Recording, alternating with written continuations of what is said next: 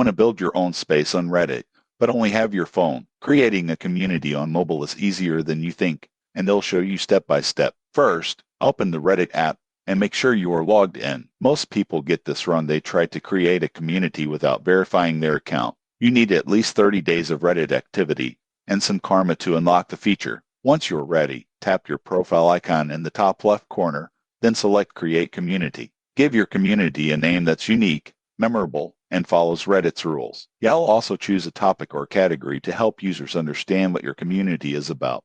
Next, set your community type. You can make it public, restricted, or private. Public communities allow anyone to join. Restricted lets people join after approval, and private keeps it invite only. You'll also pick rules and posting guidelines. This helps manage your community and keep it safe. Reddit allows customization too. Add a description, banner, and icon to make your community visually appealing. The more complete your profile, the more likely new members are to join. After creation, start posting content, engage with early members, and encourage discussions.